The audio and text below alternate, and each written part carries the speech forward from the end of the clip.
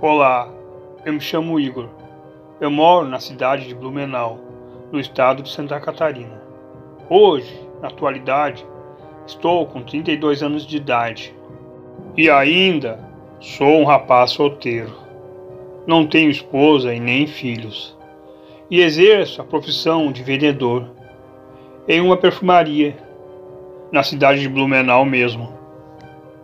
Eu viajo por muitos estados e cidades nesse Brasil inteiro, pois a empresa arca com todas as despesas e disponibiliza um veículo para que eu vá. Então, nesse ano mesmo, em janeiro de 2023, eu estava seguindo uma viagem da cidade de Blumenau à cidade de Maceió, pois era num trajeto de 3.190 quilômetros, ou seja, 3 dias de viagens de Blumenau a Maceió. Eu sempre costumava viajar até anoitecer. Ao anoitecer, eu estacionava com meu carro em algum hotel e passava a noite. Essa era a minha rotina de viagem.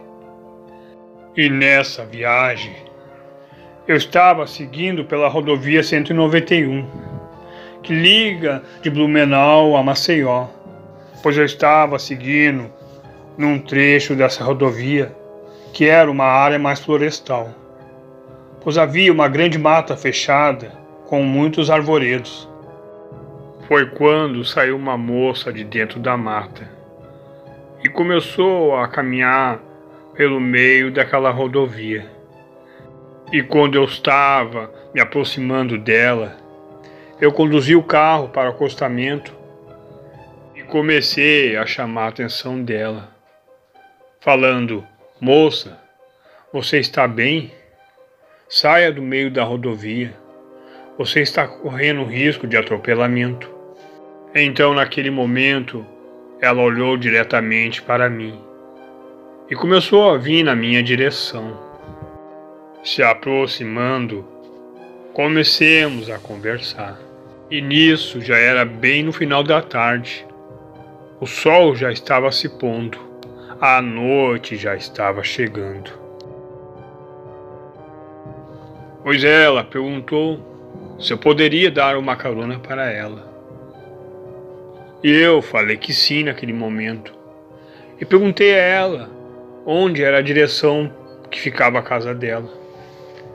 Ela falou: 2 quilômetros à frente, saímos da rodovia para uma estrada de terra que segue por dentro da mata. E minha casa fica bem no final dessa estrada. Naquele momento eu falei que sim. A moça entrou no carro e começamos a seguir naquela rodovia. Quando a gente tinha completado 2 quilômetros, avistemos a tal estrada de terra. Então saímos da rodovia, seguindo aquela estrada. O sol já havia desaparecido por completo e o céu já estava escurecendo. A noite já vinha se apresentando. Mas andando tanto tempo naquela estrada, que nunca acabava e nunca chegávamos à casa daquela moça, eu ficava a imaginar que talvez ela estava armando uma emboscada para mim. Mas o que aquela moça não sabia, que eu sempre carregava um revólver no porta-luvas do meu carro, pois isso eu carregava em todas as viagens. E aquela moça começou a falar coisas estranhas, que ela adorava o primeiro mês do ano, que era janeiro, que em janeiro iniciava o primeiro ciclo lunar, que seria o ciclo da lua cheia, que aquele lugar que ela morava ficava tão lindo com a lua cheia no céu. Se completando esse ciclo lunar, ela falava que era algo maravilhoso. Depois de andar um longo tempo naquela estrada, foi quando chegamos ao final da estrada e não havia casa nenhuma lá, pois a moça estava mentindo. Naquele momento eu perguntei a ela onde estava a casa dela, pois a estrada já havia acabado. E ela falou: "Minha casa é aqui, no final dessa estrada, onde tudo começa, onde tudo termina." E começou a dar muitas risadas, Foi quando a aparência daquela moça começou a modificar, sendo de uma forma assustadora, pois seus olhos começaram a ficar com uma cor amarelada e a moça havia criado presas. E não parava por aí, pois o pior estaria por vir. A moça, em frações de segundos, começou a criar uma pelagem por todo o seu corpo.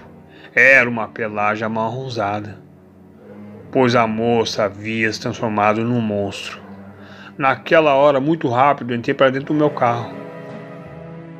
E de imediato, apanhei meu revólver do porta-luvas. E eu liguei o carro e comecei a acelerar.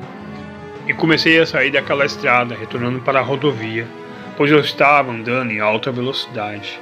E aquele monstro começou a correr bem rápido, começou a correr do lado do carro. Havia momentos que ele se chocava contra o carro. O carro parecia que ia capotar.